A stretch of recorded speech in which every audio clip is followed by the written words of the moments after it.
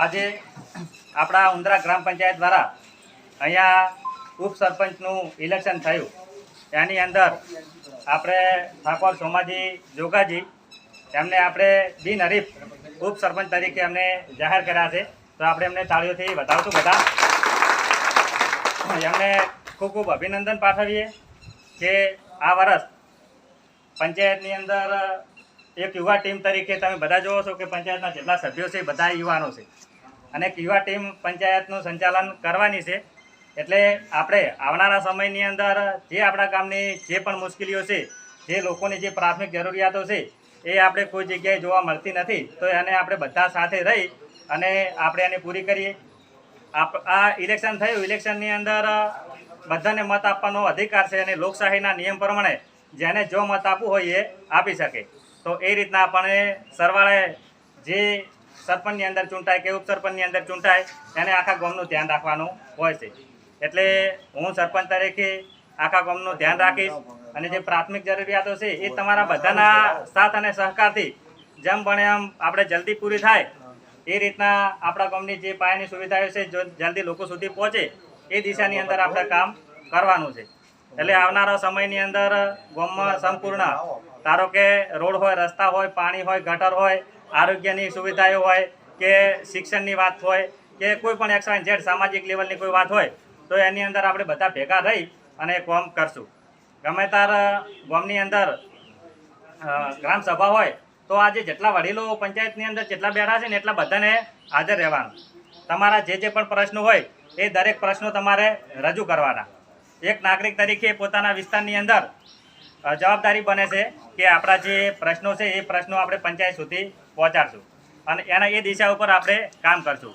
તો આવનારા સમયની અંદર જે આપણે ધારેલું છે કે ભાઈ મારું ગામ એ સમૃદ્ધ ગામ અને વિકાસશીલ ગામ જે બનાવવાનું છે એ સપનું આપણું સાકાર થશે.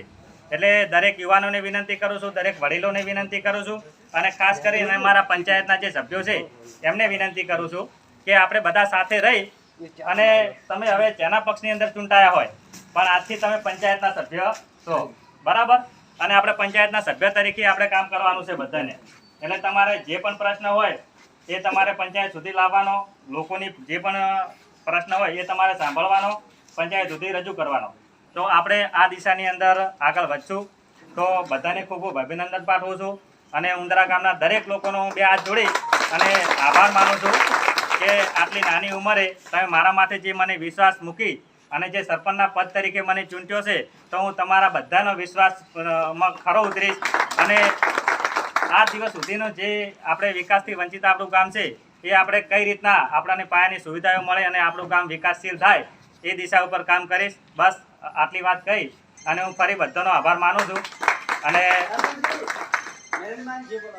હા, અને આ ચૂંટણીની અંદર કદાચ કોઈ જગ્યાએ મારે કોઈથી કંઈ બોલાઈ ગયું હોય, કોઈથી કદાચ કોઈ નાના મોટી કદાચ વોટ માટે કોઈને કદાચ બે શબ્દો વધારે બોલાઈ જાય, ઓછા બોલાઈ જાય હોય તો હું બધાનો માફી માગું છું કે ભાઈ હા. અને આવનારા સમયની અંદર હા દરેક વ્યક્તિ એવું નહીં કે હવે તમારો એક વસ્તુ છે કે ધારો કે હવે કોકના ઘર આગળ પાણીની પાઇપલાઇન તૂટેલી હોય અને એ પંચાયતમાં ફોન કરીને એમ કે ભાઈ આ પાઇપ તૂટેલી છે, આમ છે તેમ છે. જો પોતાનો નળ હોય તો એ પછી પોતાને જાતે પોતાની જવાબદારી સમજી અને એને હમો કરી દેવો પડે. એટલે આ રીતના હવે જે પંચાયતની અંદર જે વસ્તુ ચાલશે આજ દિવસ સુધી જે ચાલી છે એ હવે ચાલશે. હું નિયમમાં ચાલીશ તો તમારે બધા નિયમમાં ચાલવું પડશે, બરાબર? એટલે પોતપોતાની જવાબદારી સમજી અને ગામનો વિકાસ કોઈ મારા એકલાનું કામ નહીં. આ દરેક જે વડીલો બેઠા છે, જે લોકો બેઠા એ બધાનું કામ છે. એટલે પોતાનું કામ સમજી અને તમારે કામ કરવાનું છે. એટલે આ વિષય જો આપણે મગજમાં ફિટ કરીને ચાલશું કે ભાઈ એકલી સરપંચની જવાબદારી બનતી નહીં, દરેક નાગરિકની જવાબદારી બને છે કે ગામની અંદર પાયાની સુવિધાઓ લોકોને કઈ રીતના મળે.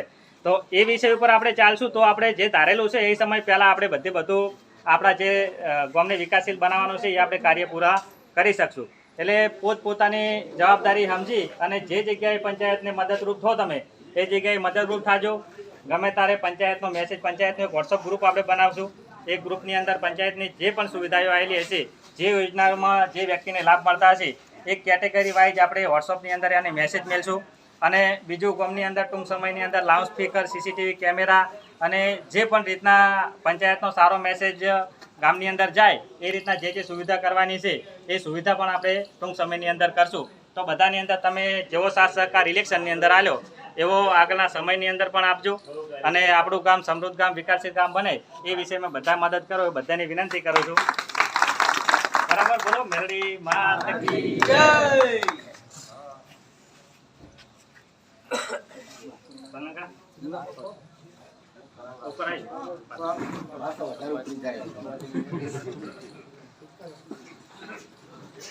ખેતરપાળ મહારાજ કી બોલો, જોગણી માત કી જય. આજે આ નવયુવાન સરપંચને આ તમારા બધાના સાથ અને સહકારથી આવ્યા છે. આખા ગામના સાથ અને સહકારથી તમે એને ચૂંટીને લાવ્યા છે. આ સભ્યને તમે પસંદ કર્યા, બધા બિનહરીફ થયા, ઉપસરપંચ પણ પસંદ કર્યો, આખી ટીમ બની ગઈ છે. બરાબર, ટીમ બની ગયા હાટે કોઈ કોમ ના થાય, કોની સભા બોલાવવી પડે, એ લોકોને ટાઈમ ટુ ટાઈમ સભા બોલાવવી પડે, સભામાં ઠરાવ થાય કોમ માટે. એટલે એવું નથી કે વોટ આડી જાણી જીતી જાય, હવે તમારી ગરજ નથી કે એની ગરજ નહીં, બેની ગરજ પડશે. તમારા લોકોને સભામાં પણ એટલા રહેવું પડશે ને સભામાં અહીં સહયોગ થાય ને આગળ ઠરાવ થાય ને સાહેબને ખબર પડશે આખું ગામ તૈયાર છે મારું આ કામ માટે. તો 4 જણા જ આવો તો સાહેબને શું લાગે કે આ તો અહીંયા રીતે કર્યું છે. પણ આવી સભાઓ થવી જોઈએ આપણી. અને કોમમાં ગમે તે કોમમાં સપોર્ટ કરવાનો આપણે. કોઈ બી કોમ ધારો કે તમારી બાજુ કોમ ચાલતું હોય બરાબર, અને કોઈ વાળું હોય તો આપણે 5 જણ થઈને જાવ કે ભાઈ આને ઓમ ને ઓમ છે. બીજું પાણીની પાઇપની ભાઈએ વાત કરી, પાણીની પાઇપ ગમે એ તૂટી હોય બરાબર, કદાચ પંચાયતની લોબી લાઈન છે એ લાઈન તો કદાચ પંચાયતવાળા અમુક કરે, પણ જો આપણે ઘરે વાળેલું હોય ને ઘરની લાઈન તૂટી જતી હોય એ તૂટી તો આપણે થોડીક વ્યવસ્થિત કરવી પડે ઘરના ખર્ચે. કેમ કે આપણે નળ તો ઘેર કોઈ ના લાવી આવે, પાણીની પાઇપ ના ચાલે પણ નળ ના લાવી આવે. એટલે ભાઈની કઈ વાત એ પણ ખોટી નથી. બીજું તમારા બધાનો સાથ સહકાર છે એટલે ગમે તેવું છે ને આ બધું કેવું પડ્યું છે બધું સારું થશે, પણ સપોર્ટ જોશે ગામનો.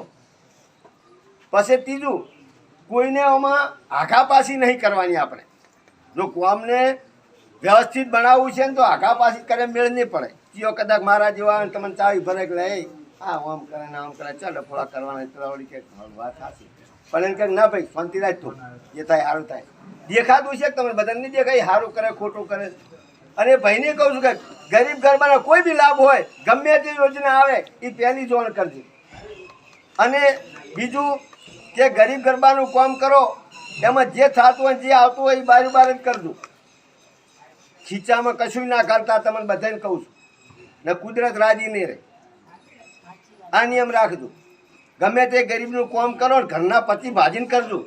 હા, તમારે મોટા કામ લાવો એમાં શું કરો અમારે કોઈ જોવું નહીં, પણ જે ગરીબોનું કામ હોય એ તમારા પોસ ભાજીને કરજો. હા, એટલે હાર્યું કરવાનું છે બરોબર. બીજું આખા ગામે થઈને ચૂંટ્યો ભાઈ, આખા ગામે એવું નહીં પેલા નહીં હાલે પેલા નહીં હાલે, આ બધો મતભેદ ભૂલી જાજો બરોબર. તમારે પણ ભૂલી જવાનું આલ્યા શીખ નહીં આલ્યા કોમ હોય સીધું જવાનું સરપંચ મારું કોમ છે, પણ પેલા કેસેટનો વિડીયોમાં આવે એવું ના થાય. એ સરપંચ મારું હવે કૂતરું મરી ગયું છે કે આવું ના થાય. એવા મામૂલી કોમમાં સરપંચને ના હાથ થાય બરાબર.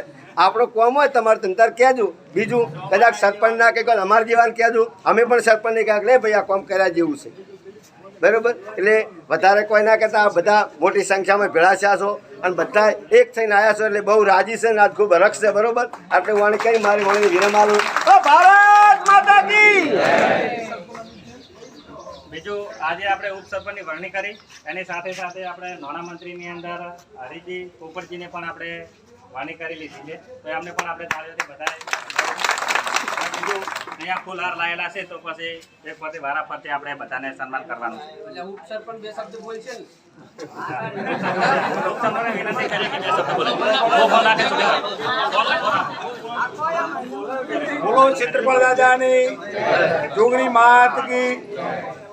પહેલાં તો મારા માટે 10 દિવસથી બધે મહેનત કરી અને મને બિનહરીફ બનાવ્યો એને હું ખૂબ ખૂબ આભાર માનું છું. બીજું કે આ ગામની અંદરમાં જે કોઈ પણ જરૂર પડશે મારા વિશે જરૂર પડશે એ મારા પોતાનો આગળથી કોઈ થતું હશે તો હું કરીશ ને મારા પોતાના ખર્ચે હું કામ કરીશ. અને ત્રીજો નંબર કે જોગણીમાની અંદરમાં મારી જે વરણી છે પહેલાં મુહૂર્તમાં તો જોગણીમાની અંદરમાં 2 પંખા મારા તરફથી જેટલા ઊંચા તરફથી લાભ આવે જેટલા પૈસાના લાભ આવે એટલા પૈસા આપવાની મારી જવાબદારી પૈસા આપવાની. અને બીજે ગમે જગ્યાએ મારી જરૂર પડે તો સૌની પહેલાં અડધી રાતે મને બધા આખા ગામના હાથ જો તો હું તમારું ગમે તારે કામ કરવા તૈયાર છું બરાબર અભિનંદન આલે જ નહીં